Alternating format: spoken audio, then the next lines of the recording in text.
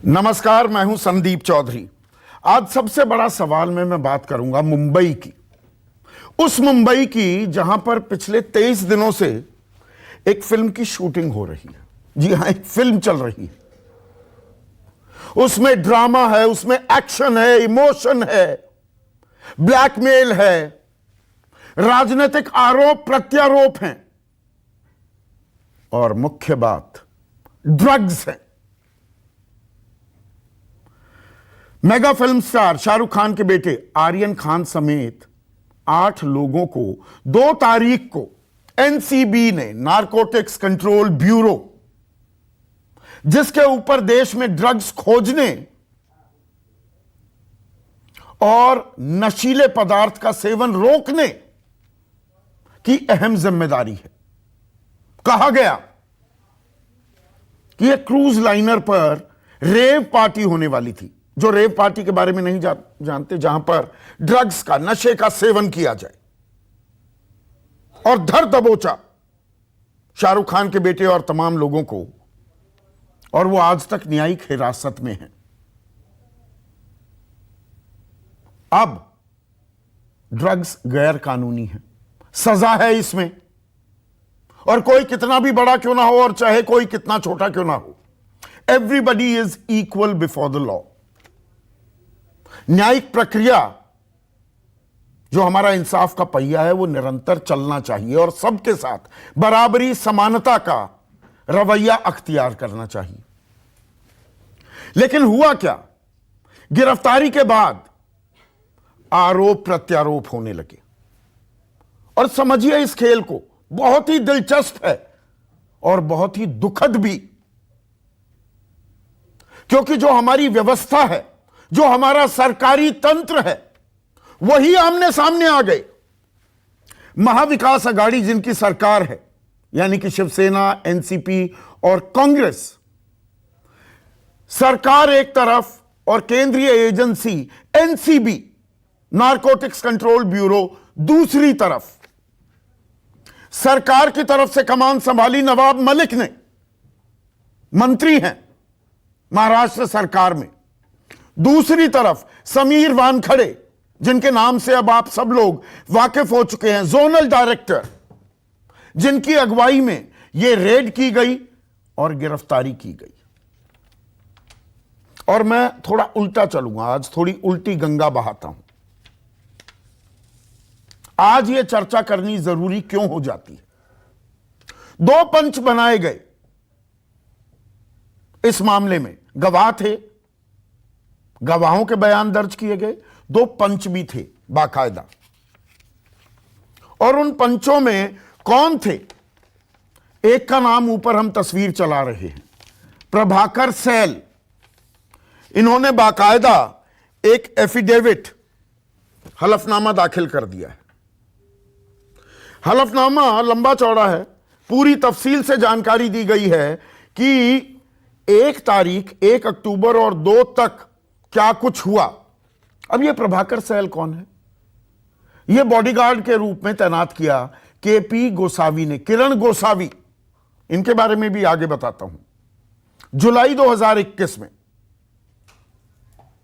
और पूरा तफसील से इन्होंने बताया कि यह जानकारी मिली, एनसीबी के दफ्तर में गोसावी ने बुलाया, फिर मुझे खड़ा कर दिया वहां पर कि देखिए कौन डॉक पर आ रहा है, ये शख्स हैं, इनकी पहचान करना, हमें जानकारी देना और बताना। ये सब तो हुआ, लेकिन सबसे डैमेजिंग बात जो इस हलफनामे, इस एफिडेविट में कही है प्रभाकर सैल ने, उसने कहा कि देखिए केपी गोसावी, जो अभी फरार है, खबर यह आ रही है कि लखनऊ में सरेंडर कर सकता है, जो उस वक्त प्रभाकर का एम्प्लॉयर था, वो बात कर रहा था एक सैम नाम के आदमी से, और साथ में शामिल थी पूजा डडलानी भी, जो शाहरुख खान की सेक्रेटरी हैं। और फोन पर क्या बातचीत हो रही थी कि जी ये 25 करोड़ का बम रख दिया है, 25 करोड़ का बम रख दिया है, पर मामला अब 18 करोड़ पर सुलझा लेते हैं। 8 करोड़ रुपए समीर वानखड़े को देने हैं। अब खेल समझिए। और ये आरोप अभी आरोप हैं, पर बहुत गंभीर हैं। और साथ ही साथ प्रभाकर सहल कहता है कि मुझे अपनी जान को खतरा लग रहा है। मुझसे तो 10 पन्नों पर नाम लिखवाकर हस्ताक्षर कर लिए गए, पंच बना दिया गया मुझे। अब मुझे लग रहा है मेरे साथ कुछ अनहोनी हो सकती है। अब सवाल प्रभाकर पर भी उठेंगे। अगर एनसीबी के सामने यह बयान दिया था तो 10 दिन तक चुप्पी क्यों साधे रखी? अब क्यों इतने गंभीर आरोप लगा रहे हैं? और आरोप ऐसे हैं, अभी अभी एक ताजा अपडेट आई है, जो डीडीजी हैं एनसीबी के ज्ञानेश्वर सिंह, वो कह रहे हैं कि संज्ञान लिया गया है, विजिलेंस जांच होगी। यानी कि जांच अधिकारी समीर वानखड़े के खिलाफ वही एजेंसी जिसके वो जोनल डायरेक्टर हैं, विजिलेंस जांच करेगी। अब वो काम करते रहेंगे या नहीं, यह कहना मुश्किल है। यह डीडीजी ज्ञानेश्वर सिंह कह रहे हैं। दूसरी ओर किरण गोसावी अब कह रहे हैं मैं लखनऊ में सरेंडर करूंगा, मुंबई में मुझे डर लगता है। अब ये केपी गोसावी तस्वीरें आपने देखी हुई हैं, वायरल हुई, आर्यन खान के साथ भी। ये एनसीबी का अधिकारी नहीं, एनसीबी से कुछ लेना देना नहीं। धोखाधड़ी का मुकदमा दर्ज 2018 में हुआ पुणे में इसके खिलाफ, नौकरी का झांसा देकर पैसे ले लिए। तो भाई ऐसा शख्स क्या कर रहा था वहां पर, और एनसीबी के दफ्तर में कैसे बैठा हुआ था वो अंदर? और केपी गोसावी कहां है, यह किसी को कोई जानकारी नहीं। और सिर्फ केपी गोसावी तक बात सीमित नहीं होती है।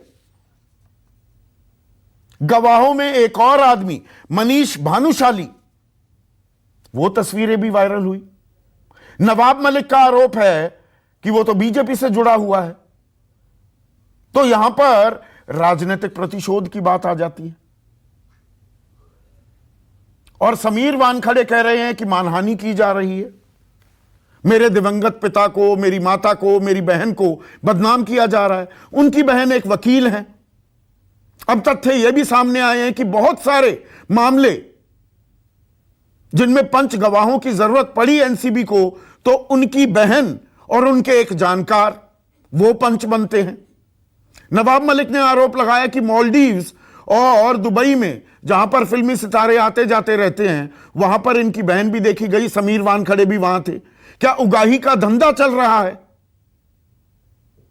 यहां यह बताना भी जरूरी हो जाता है कि नवाब मलिक जो ये मोर्चा खोले हुए हैं समीर वानखड़े के खिलाफ, इनके खुद के दामाद Sameer Khan drug possession consumption के चलते 8 महीने जेल में बिताकर आए हैं। 8 महीने बाद जमानत हुई। तो ये अपनी भड़ास निकाल रहे हैं क्या एनसीबी के खिलाफ मोर्चा खोल के?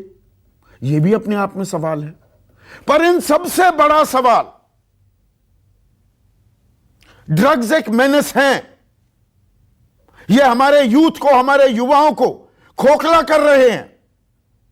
नकेल कसनी चाहिए, सख्ती होनी चाहिए, कोई शक व शुबा नहीं इसमें। लेकिन यह मामला 6 ग्राम चरस का है। अब जो सरकार का मंत्रालय है, social justice and empowerment ministry, NDPS act जो है जिसके तहत यह कार्रवाई होती है, उसके बारे में कहते हैं कि छोटी मोटी मात्रा में जिनके पास ड्रग्स मिले वो आरोप क्रिमिनलाइज कर दिए जाएं। यानी कि उसमें जेल और ये सजा की बातें छोड़ दीजिए, इनको काउंसलिंग की जरूरत है या इन्हें डी एडिक्शन सेंटर में भेजा जाए कम मात्रा में अगर आपके पास ड्रग्स मिलते हैं। यहां 6 ग्राम चरस पर 23 दिन से रायता फैला हुआ है। लेकिन इसी देश में, हमारे ही देश में, जून में 25,000 किलो हेरोइन जब्त की गई मुंद्रा पोर्ट पर। 25,000 किलो। 1 किलो की कीमत कुछ साल पहले 1 करोड़ होती थी। और फिर सितंबर में 3,000 किलो हेरोइन कोकेन जब्त हुई। कौन था मास्टरमाइंड? कैसे अफगानिस्तान से ईरान के रास्ते होते हुए यह हमारे देश में पहुंच गई ड्रग्स? एक गिरफ्तारी नहीं हुई है, एक गिरफ्तारी नहीं। पर पिछले साल रिया चक्रवर्ती मामले में गिरफ्तारी हुई, यही समीर वानखड़े ने की थी, तब यह एनसीबी ज्वाइन किया। 70,000 पन्नों की चार्जशीट दाखिल की गई है। 70,000 एनसीबी के इतिहास में सबसे बड़ी चार्जशीट। और अब सप्लीमेंट्री चार्जशीट की बात हो रही है, सब कुछ व्हाट्सएप की बिना पर।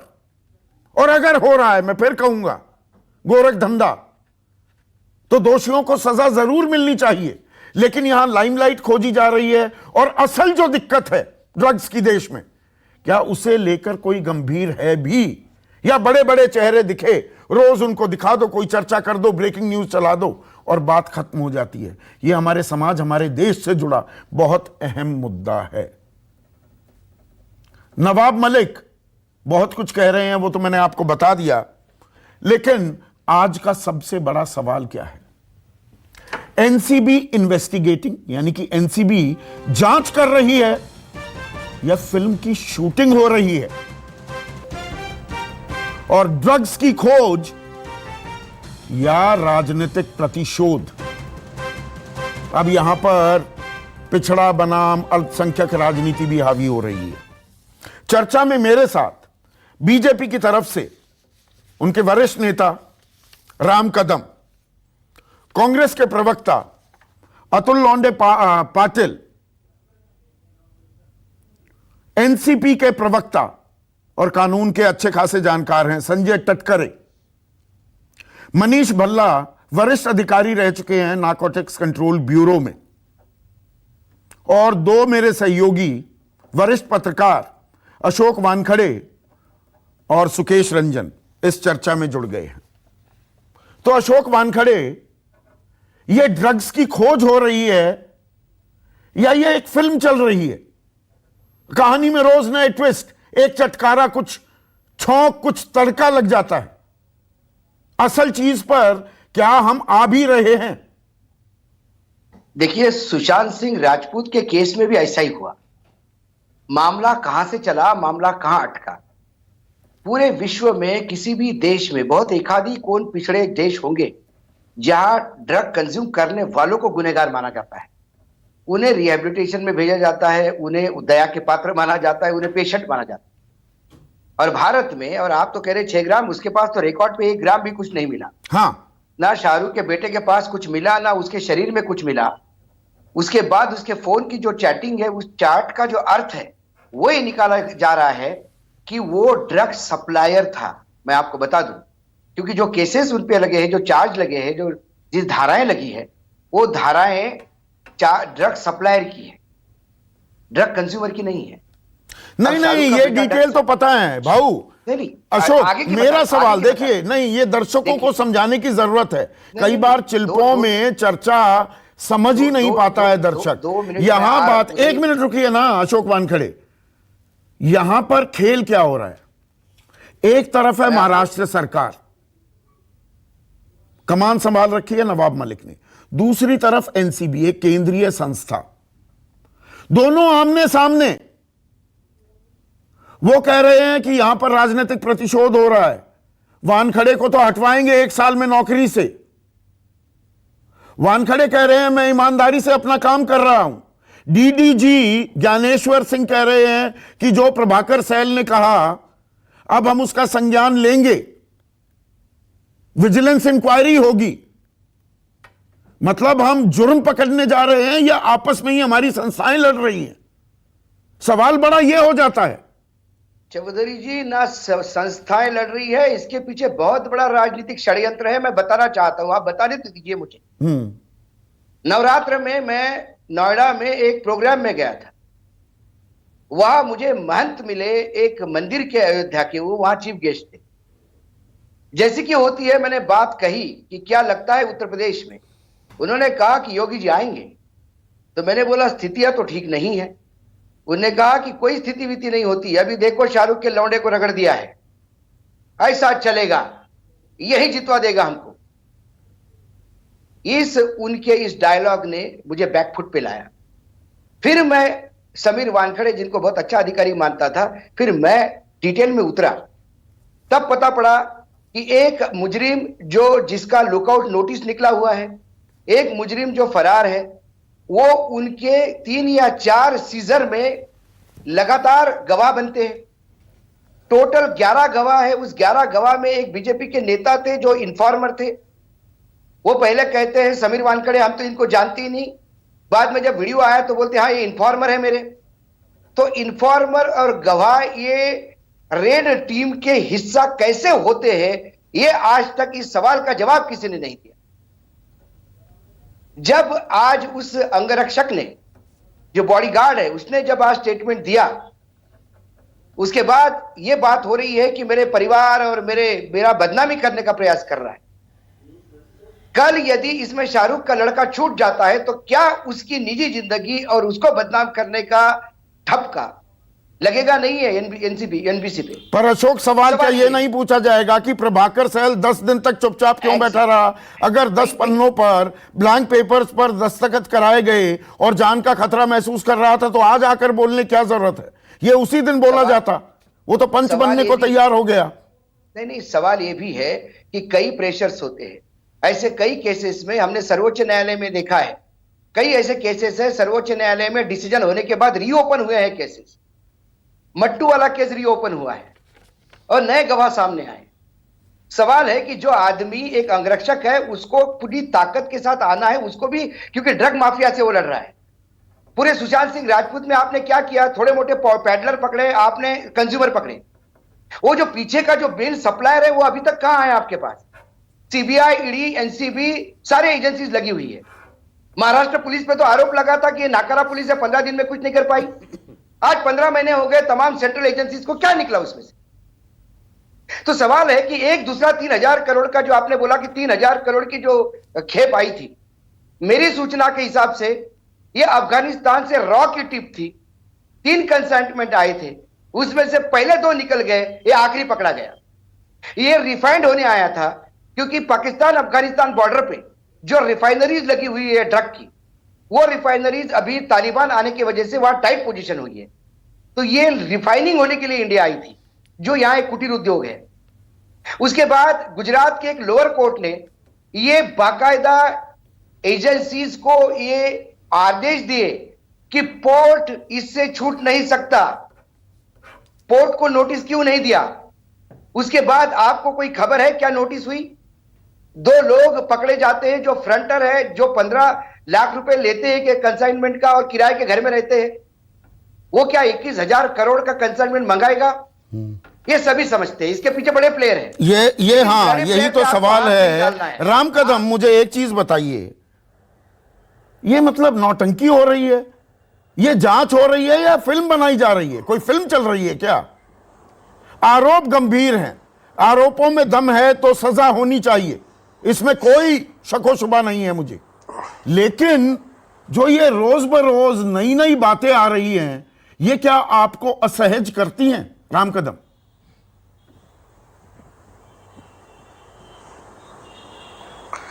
संदीप जी, मूलतः यहां बता दूं कि हम किसी भी भ्रष्टाचार का, उगाही का, वसूली का समर्थन नहीं करते।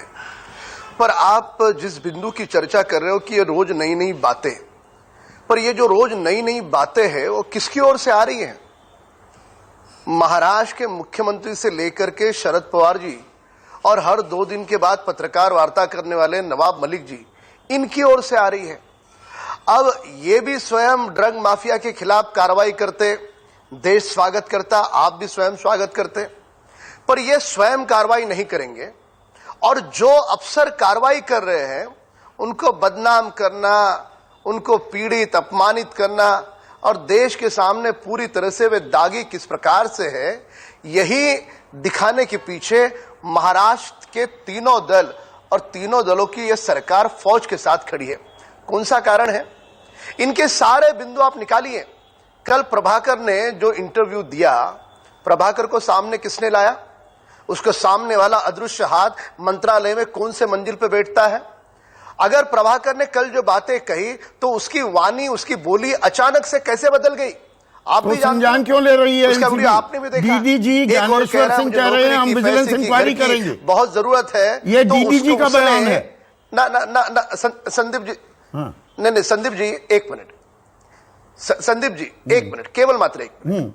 आप ये तो मानते हो प्रभाकर ने जो बयान दिया संदीप जी, या तो किसी दबाव में दिया या किसी धन के लालच में दिया, और किसी धन का लालच या दबाव अभी महाराष्ट्र सरकार की ओर से ही हो सकता है। तो कौन सा मंत्री है सब जानते हैं। आप किसी भी पत्रकार को, सुके जी यहां पर है, वरिष्ठ पत्रकार है, किसी भी पत्रकार को पूछो कि प्रभाकर को सामने लाने वाला महाराष्ट्र सरकार का कौन सा मंत्री है, हर एक को नाम पता है। यानी तो यहाँ पर सवाल क्या ये नहीं पूछा जाएगा, आप नाम भी बोल दीजिए, हमें कोई दिक्कत नहीं है, आप नाम बोलना चाहते हैं नाम बोलिए, पर एक सेकंड पूरी तरह। राम भाई एक मिनट सुनिए ना, ये पीके गोसावी ये एनसीबी का तो अधिकारी नहीं, ये भी भागता फिर रहा है, पर ये पंच था। और ये मनीष भानुशाली ये आपकी पार्टी का कार्यकर्ता है कि नहीं, ये गवाह बने हुए थे, ये सवालों के घेरे में नहीं आएगा क्या?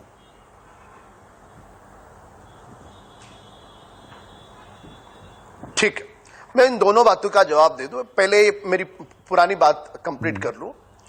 केवल और केवल हमने विगत 22-23 दिनों में क्या देखा कि महाराष्ट्र के तीनों दल ये ड्रग माफिया का प्रत्यक्ष अप्रत्यक्ष रूप से समर्थन कर रहे हैं। क्या इनकी मजबूरी है? इनसे कोई हफ्ता वसूली आ रही है, या एनसीबी को बदनाम करके वे अपना हफ्ता वसूली का कार्यक्रम निरंतर रखना चाहते? कौन सा कारण है? यह पहला बिंदु। रहा सवाल मनीष की बात की, मनीष भारतीय जनता पार्टी का कार्यकर्ता करके पत्रकारों के द्वारा सामने आया, मैं व्यक्तिगत रूप से नहीं जानता, पर मनीष ने यदि एक महत्वपूर्ण जानकारी ड्रग की अगर दी है तो कौन सा उसने अपराध किया, कौन सा उसने गुनाह किया? मैं कोई उसका प्रवक्ता के रूप में यहां पे चर्चा नहीं कर रहा हूं। मेरा महत्वपूर्ण बिंदु यह है, यदि वो ड्रग की जानकारी एनसीबी अफसरों को देता है तो उसका क्या गुनाह है? महाराष्ट्र सरकार अलग अलग बिंदु जोड़ रही है, पर महाराष्ट्र अलग अलग बिंदु, मैं दूसरे बिंदु जोड़ता हूं। अब एक मिनट राम कदम, मैं थोड़े दूसरे बिंदु जोड़ता हूं। समर्थन क्यों कर रहे हैं? अगर बंदरगाह पर मुंद्रा पोर्ट पर जून में 25,000 किलो ड्रग्स की खेप पकड़ी जाती है, सितंबर में 3,000 किलो की खेप पकड़ी जाती है, यहां 6 ग्राम पर तो ड्रग माफिया और इंटरनेशनल सिंडिकेट न जाने क्या क्या बातें हो गई। 70,000 पन्नों की चार्जशीट रिया चक्रवर्ती के मामले में दाखिल की गई, यही समीर वानखड़े ने की। तो एनसीबी कहां है? यह 28,000 किलो की खेप मिली, उसमें एक गिरफ्तारी हुई है, एक।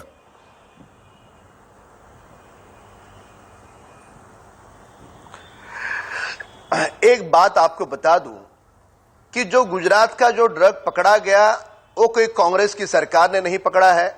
तो ये सारे इस प्रकार से प्रेजेंट कर रहे हैं कि जैसे वहां ड्रग पकड़ा गया, इनके किसी सरकार ने पकड़ा, इनकी बड़ी मछली क्यों नहीं पकड़ी जाती? सवाल ये है। कर रही है। और रहा सवाल, आपने रिया चक्रवर्ती का विषय निकाला, ना मैं आपको बता दूं, 6 ग्राम भी अपराध है और 6,000 किलो भी अपराध है। अच्छा, दोनों बराबर हैं, सीमा हम कम अधिक नहीं कर सकते, दोनों बराबर हैं। 23 दिन से मीडिया पागल हो रखा है, 6 ग्राम के पीछे कोई 28,000 किलो के बारे में सवाल ही नहीं पूछ रहा। ये अजीब नहीं लगता क्या आपको? ना एक मिनट, नहीं संदीप जी, मैं अगर बोलूं तो आप मुझे मूल मुद्दे से आप प्लीज मेरी बात पूरी होने दें। मेरी अब प्रार्थना आपसे कि वानखेड़े जी ने सुशांत राजपूत का मुद्दा उठाया। 66 दिन किसके पास इसकी जांच थी? महाराष्ट्र सरकार के पास। 66 दिनों में सुशांत की जहां पे मौत हुई, वो कमरे को कलर पेंटिंग करके फर्नीचर हटाने का काम किसने किया? सबूत मिटाने का काम किसने किया? तुम सबूत मिटाओगे, 66 दिनों के बाद सीबीआई, 1.25 साल बाद भी सीबीआई कुछ नहीं निकाल पाई पड़ता है। और उसके बाद फिर वरिष्ठ पत्रकार पूछेंगे नहीं, बात का बतंगड़ बनाया जाता है क्या? आपने सुशांत सिंह राजपूत की बिहार में उसको राजनीतिक मुद्दा किसने बनाया? क्या इसे भी राजनीतिक मुद्दा बना रहे हैं क्या? ये राजनीतिक प्रतिशोध, ये राजनीतिक मुद्दा बन रहा है क्या? असल चीज कौन हो रही है क्या? राम कदम, देखिएगा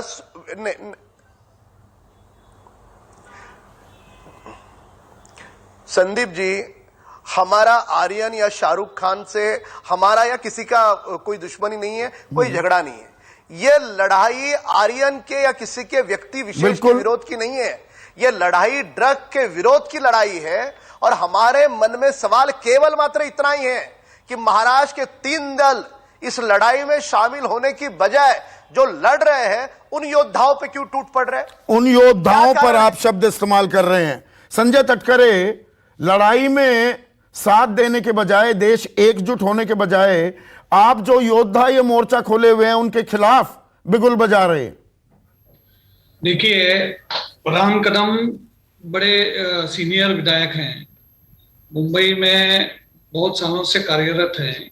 इन्हें पता होगा कि महाराष्ट्र पुलिस की एक यूनिट है एनडीपीएस की, वो जो समीर वानखेड़े की सपोर्ट कर रहे हैं, उससे ज्यादा काम तो मुंबई पुलिस का एक कांस्टेबल करता है। हर रोज कम से कम मुंबई से 100 लोगों को गिरफ्तार किया जाता है, कोर्ट में लिया जाता है, उनको बेल मिल जाती है।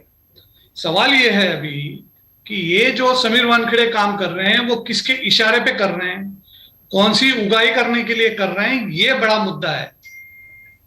ड्रग्स का जो मेनेस है, जो ड्रग्स का जो इशू है, उसके साथ तो हम सब खड़े हैं, हमारी लड़ाई है।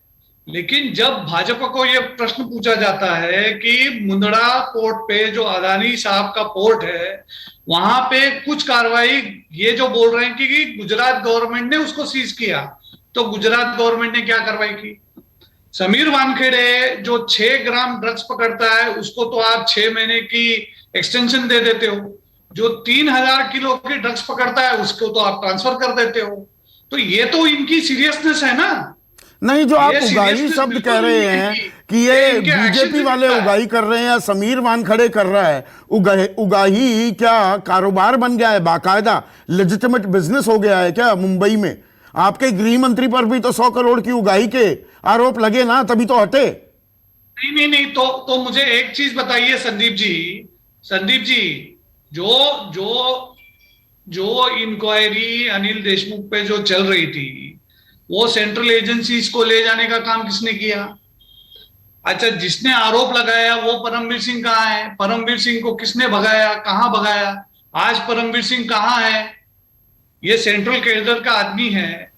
आपकी एनआईए इतनी मुस्तैद है, आपकी सेंट्रल एजेंसी जो सीबीआई है, उनको पता नहीं परमवीर सिंह कहां है? इनका तो इतिहास रहा है ना। कमिश्नर तो आपकी सरकार में थे ना, आपको नहीं पता क्या? और क्या आपको ये नहीं पता? संजय एक मिनट सुनिए ना। नवाब मलिक मोर्चा खोल रहे हैं, वो दिए तले अंधेरा होता है ना कई बार। उनके खुद के दामाद समीर खान 8 महीने जेल में बिता के आए ना, ड्रग्स पोजेशन के ही मामले में। तो क्या आप नहीं भड़ास निकाल रहे हैं, राजनीतिक रंजिश, अपना निजी खुंदक निकाल रहे हैं क्या? संदीप जी, हाँ। आपको मैं बता दूं, समीर खान को जब अरेस्ट हुई तब नवाब जी को रिएक्शन पूछा गया, तो नवाब मलिक जी ने 2 टोक सवाल का जवाब दिया। कहा कि law will take its own course. 8.5 महीने समीर खान अंदर रहा। जब उसकी बेल ऑर्डर आई बाहर, बेल ऑर्डर में क्या लिखा है कि वो तो हर्बल तंबाकू है, वो ड्रग्स नहीं था। दूसरा मुद्दा, समीर खान को जो अरेस्ट हुई, समीर खान के पास कोई ड्रग्स मिला था क्या? समीर खान कोई कंज्यूम कर रहा था क्या? जमानत पर ही है ना, अभी चार्जशीट होनी बाकी है, चार्जशीट दाखिल होनी, अभी पता लगेगा। जमानत का मतलब ये नहीं कि पाक साफ था समीर खान। नहीं, लेकिन जिस बिना पे उसको अरेस्ट किया गया था, वो हाईकोर्ट ने खारिज कर दिया ना। वो जो बोला गया था कि इनके पास से 180 ग्राम किलो का सीजर है, वही कहा कि 180 ग्राम का नहीं। आप मालदीव्स ले आएंगे, दुबई ले आएंगे, समीर वानखेड़े की बहन की तस्वीरें दिखा देंगे, क्या कोई मालदीव्स नहीं जा सकता? वो तो वकील हैं। फिर एक बर्थ सर्टिफिकेट ले आएंगे कि पिता का नाम तो दाऊद था, ये तो मुसलमान है, फर्जी अपना बर्थ सर्टिफिकेट दिखाकर नौकरी पाई है IRS में। संदीप जी, मैं आपको जिम्मेदारी के साथ कहता हूं, जो शादी की तस्वीर समीर वानखेड़े की सोशल मीडिया पे घूम रही है, या चाहे वो पहली हो या चाहे वो उनके दूसरे शादी की हो। दूसरे शादी की तस्वीर तो उनके पत्नी ने खुद ने डाली है, पहले शादी की तस्वीर नवाब मलिक जी ने नहीं डाली। ये मैं आपको जिम्मेदारी के साथ कहता हूं। मैं बर्थ सर्टिफिकेट की बात हाँ, पूछ रहा हूं, मैं निजी जिंदगी की तो बातें ही नहीं करता हूं। आप सवाल पूछिए फिर से। बर्थ सर्टिफिकेट की बात कर रहा हूं। हाँ, तो फेक सर्टिफिकेट का तो नवाब मलिक बोल रहे हैं कि इनकी जांच होने दो। उनके उनके उनके हिसाब से उन्होंने जो सर्टिफिकेट डाला है, उनके पुख्ता सबूत उनके पास है। अब समझ गया मैं आपकी बात। सुकेश, आपको बात समझ में आ रही है?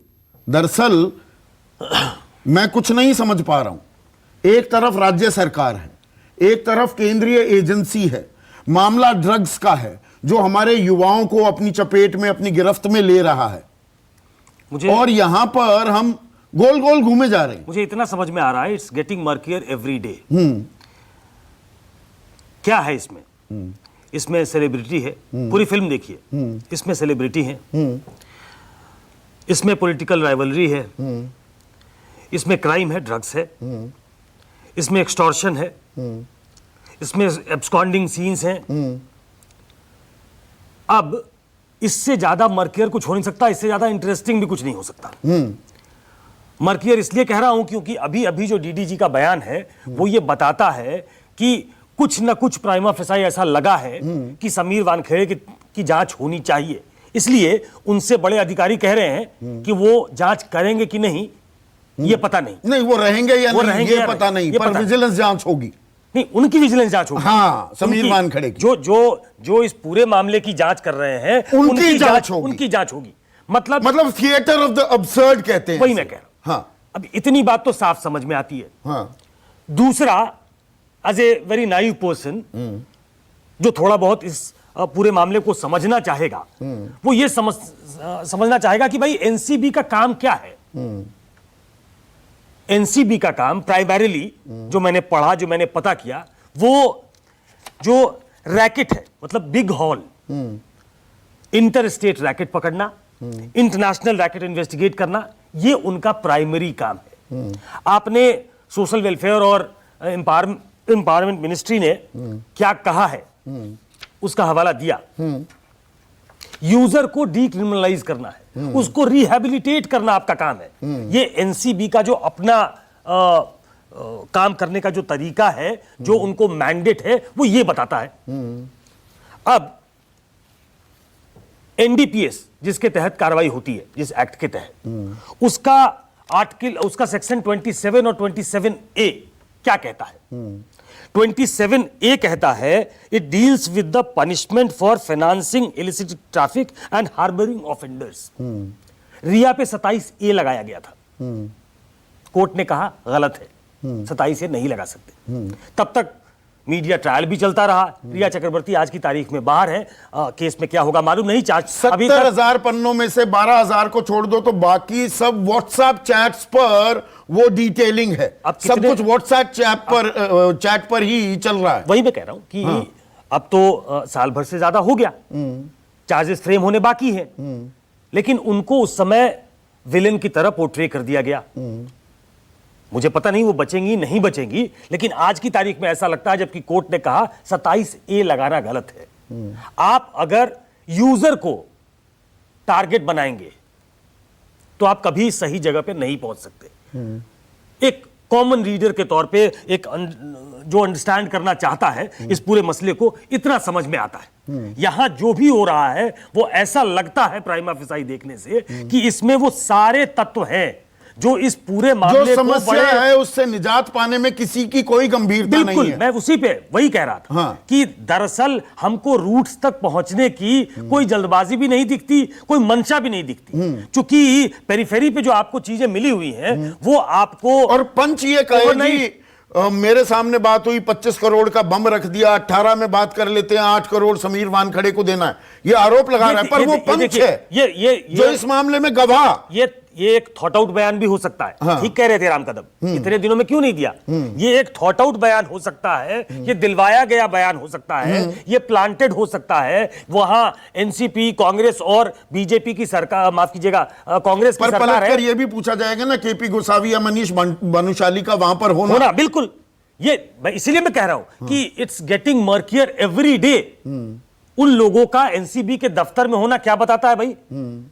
क्या करते हैं वो? जासूसी करते हैं, वो प्राइवेट डिटेक्टिव है। तो क्या एनसीबी अंडरस्टाफ्ड है क्या? हाँ। एनसीबी अपने अब वो कह रहे हैं लखनऊ में सरेंडर करूंगा, मुंबई में डर लगता है। हाँ, क्योंकि मुंबई में आप चौड़े में घूम रहे थे और रेड करवा रहे थे। तो मैं कह रहा हूं कि ये पॉलिटिकल राइवलरी का मामला भी लगता है। हाँ। कि वहां दूसरे की सरकार है, वहां जाएंगे तो दिक्कत हो जाएगी, इसलिए किसी फ्रेंडली गवर्नमेंट। अरे भाई, इस मेनेस से सबको एक साथ लड़ना है और यूजर के खिलाफ नहीं लड़ना, सिंडिकेट के खिलाफ लड़ना। बल्ला साहब, आपको समझ में आ रहा है ये मतलब व्यवस्था का मजाक बन रहा है, राज्य सरकार का मजाक बन रहा है, एनसीबी का मजाक बन रहा है, या आम भारतीय नागरिक का मजाक बन रहा है? देखिए, आपके चैनल्स पे जो देख रहे हैं कब से, और काफी चैनल्स पे देख रहे हैं, और this is really getting murkier, there is no issue on that. And ये इशू रिगार्डिंग ऐसी एलिगेशंस लगना, इसको भी कोई लाइटली नहीं लेता, इसीलिए अपना विजिलेंस एंगल से इनको बुलाया है। ठीक है, ये आपके चैनल पे आप चला रहे हैं। विजिलेंस एंगल तो अलग बात है, पर विटनेस का इस तरह से बोलना केस को जरूर डैमेज करता है, उसमें भी कोई डाउट नहीं है।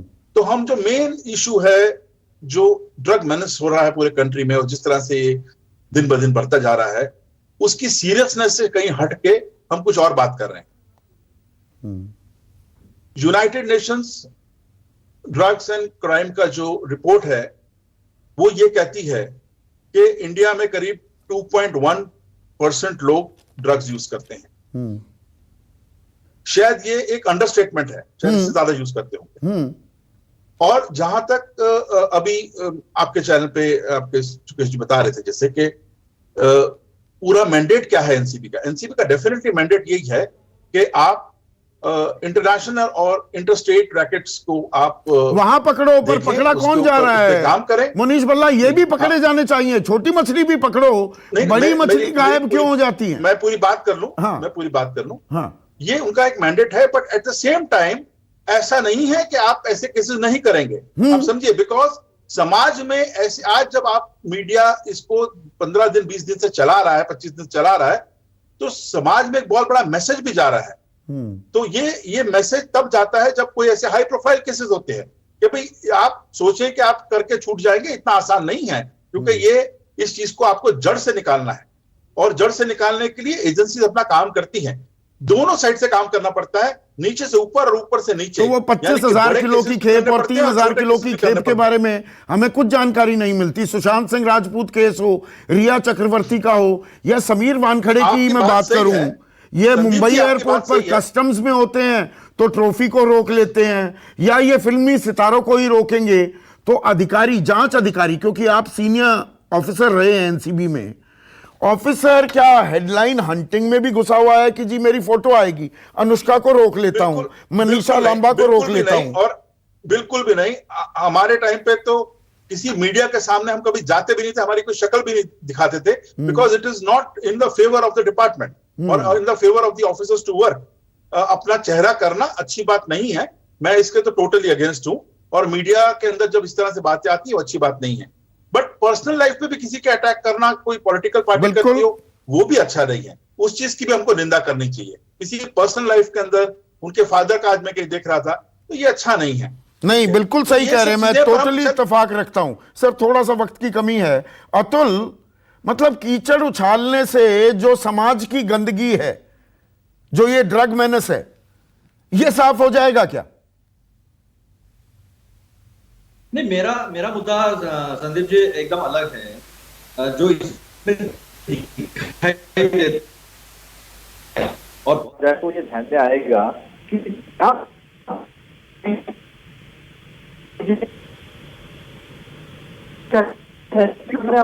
वीडियो सबके सामने अवेलेबल है। वो कहती है कि यहाँ ड्रग्स चलता है, मैं खुद लेती हूँ, ये वीडियो है। लेकिन कंगना को इन्वेस्टिगेशन के लिए पूछताछ के लिए नहीं बुलाया जाता है, टारगेट करके लोगों को बुलाया जाता है। अब इसकी स्टोरी 2014 से शुरू होती है। 2014 में एनडीपीएस एक्ट में जिसका डेफिनेशन 28A है, उसको बी कर दिया गया। इसमें इलिसिट ड्रग ट्रैफिकिंग के इसमें अरेस्ट है वो छोड़कर 2A लाया गया, और इसेंशियल मैन्युफैक्चरिंग, मेडिसिनल मैन्युफैक्चरिंग के लिए कोई सजा नहीं होगी। और ऐसे इसमें बहुत सारे लोग छूट गए। और 2016 में जब त्रिपुरा कोर्ट ने इसके ऊपर ऑब्जेक्शन उठाया, तो वो ऑब्जेक्शन के बाद में आज 2021 में 7A जो है वो अप्लाई करते हैं। इसके बीच में बहुत लोग छूट के चले जाते हैं। तो ये सरकार ही है तो दोस्तों के लिए, दोस्तों द्वारा और दोस्तों के लिए ही चल रही है, ये स्पष्ट दिखता है। और फिर इस कड़ी में जो 25,000 किलो हेरोइन इस देश में चला गया है 2 लाख करोड़ का, वो इस देश को नशेड़ी बना रहा है। किसको बचा रहे हैं आप और किसको नहीं? Two wrongs don't make a right ना अतुल। 25,000 3,000 किलो की खेप की जांच भी हो, और यहां पर अगर ड्रग्स लिए जा रहे हैं, रेप पार्टीज की जा रही हैं, वहां भी निष्पक्ष जांच हो। बिल्कुल, मेरा संदीप जी कहना यही है कि अतुल, आपके ऑडियो में बहुत ज्यादा दिक्कत आ रही है, कनेक्टिविटी प्रॉब्लम है। हम सही, वो होता है ना missing the woods for the trees. एक छोटा सा कमेंट चाहूंगा सुकेश, हम वो जंगल जो है उसे साफ करने घुसेंगे या पेड़ पौधे पकड़ते रहेंगे? हमको इस मेनेस को खत्म करना है तो हमको उसके रूट कॉज में जाना पड़ेगा। हम पेरीफेरी पे अगर ढूंढते रहेंगे, जैसा मैंने पहले भी कहा, तो हमको हेडलाइन तो मिल सकती है, क्योंकि मैंने आपको कहा कि इसमें सारे वो कैरेक्टर्स हैं जो एक अच्छी हेडलाइन देते हैं। लेकिन जो भाई शाहरुख खान का बेटा है, फिर अनन्या पांडे का नाम आ गया, कुछ आ गया, पूरे दिन का हमें सामान मिल गया, ब्रेकिंग न्यूज चलाते रहेंगे और वो तस्वीरें दिखाते रहेंगे। If you go for headline hunting, it's a very good thing. It's a very makes a very good headline. लेकिन अगर आप उसके रूट कॉज में जाना चाहते हैं तो आपको जो मैंडेट है एनसीबी का, उसके हिसाब से काम करना पड़ेगा। और कम से कम जो यूजर है, अगर आपका सारा फोकस यूजर की तरफ होगा तो शायद हम पर्सनल और प्रोफेशनल जो एक जांच का जो एक दायरा होता है, उन दोनों को मिक्स करेंगे। सप्लायर को क्यों नहीं पकड़ते? बड़ी खेप कहां से आती है? जो ये जंगल है इसे साफ करना है, और ये समाज की सामूहिक जिम्मेदारी है, जिसमें राजनीतिक दल भी आते हैं। राजनीतिक कीचड़ एक दूसरे पर उछालकर हम ये कीचड़ कैसे साफ कर पाएंगे? ये एक गंभीर सवाल है, और इस सवाल का संज्ञान सभी को लेना चाहिए, लेना ही होगा। ये बीमारी आपके घर में भी आ सकती है, इस बारे में सोचिए। नमस्कार।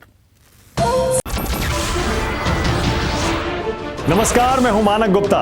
अगर आपको हमारा ये वीडियो पसंद आया हो तो इसे लाइक और शेयर जरूर करें, और हां, हमें सब्सक्राइब और फॉलो करना ना भूलें, ताकि आप देश और दुनिया की कोई खबर मिस ना करें। तो जुड़े रहिए हमारे साथ और देखते रहिए News 24।